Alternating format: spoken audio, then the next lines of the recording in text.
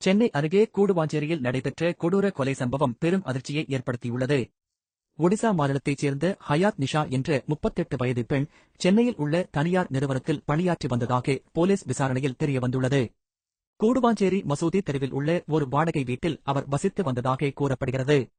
இந்த நிலையில் ஆகஸ்ட் 5ஆம் தேதி உத்தரப்பிரதேச மாநிலம் ஆக்ரா ரயில் நிலையத்தில் தமிழ்நாடு எக்ஸ்பிரஸ் ரயிலில் இருந்த சிவப்பு நிற டிராலி சூட்கேஸில் பெண்ணின் உடல் பாகங்கள் கண்டெடுக்கப்பட்டன. சூட்கேஸில் இருந்து துர்நாற்றம் வீசியதைத் தொடர்ந்து ரயில்வே போலீசார் அதை சோதனை செய்தபோது இந்த அதிர்ச்சி சம்பவம் வெளிச்சத்துக்கு வந்தது. இதையடுத்து ஆக்ரா ரயில்வே போலீசார் வழக்கு பதிவு செய்து விசாரணையை தொடங்கினர்.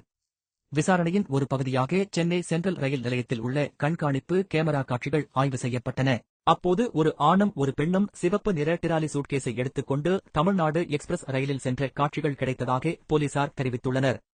அந்த இருவரும் ரயிலில் இருந்து இறங்கிச் சென்றதாகவும் கூறப்படுகிறது. சிசிடிவி காட்சிகள் மற்றும் பிற தடயங்களின் அடிப்படையில் போலீசார் விசாரணையை தீவிரப்படுத்தினர். இதன் மூலம் கூடுவாஞ்சேரியில் மசூதி தெருவில் இருந்த ஒரு வாடகை வீட்டை போலீசார் அடையாளம் கண்டனர்.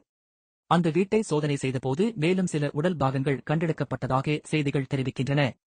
இந்த சம்பவத்தில் உயிரிழந்தவர் ஹயாத் நிஷா என்பது போலீஸ் விசாரணையில் அடையாளம் காணப்பட்டதாக தகவல் வெளியாகியுள்ளது. அவருடன் ஒரே வீட்டில் வசித்து வந்த அசாமைச் சேர்ந்த மாணிக் உத்தீன் லஸ்கர் மற்றும் ஒடிசாவைச் சேர்ந்த பகவதி மாஜி ஆகிய இருவரை போலீசார் சந்தேக நபர்களாக கருதி தேடி வருகின்றனர். சம்பவத்திற்கு பிறகு அவர்கள் ஒடிசா பகுதிக்கு தப்பிச் சென்றிருக்கலாம் என போலீசார் சந்தேகிக்கின்றனர். இதையடுத்து தனிப்படை போலீசார் ஒடிசாவின் பல்வேறு பகுதிகளில் தேடுதல் வேட்டையில் ஈடுபட்டுள்ளனர். இந்த கொலைக்கான சரியான காரணம் என்ன என்பது குறித்து தற்போது விசாரணை நடைபெற்று வருகிறது. மேலும் இந்த கொலையில் வேறு யாருக்காவது தொடர்பு உள்ளதா என்பதையும் போலீசார் விசாரித்து வருகின்றனர். சிசிடிவி காட்சிகள், ரயில் பயணத் தடயங்கள் மற்றும் சம்பவ இடத்தில் கிடைத்த ஆதாரங்கள் ஆகியவற்றை அடிப்படையாகக் கொண்டு விசாரணை தொடர்ந்து நடைபெற்று வருகிறது. இந்த வழக்கில் சந்தேக நபர்கள் கைது செய்யப்பட்ட பின்னரே கொலைக்கான முழுமையான பின்னணி மற்றும் காரணம் குறித்து தெளிவான தகவல்கள் வெளியாகும் என எதிர்பார்க்கப்படுகிறது.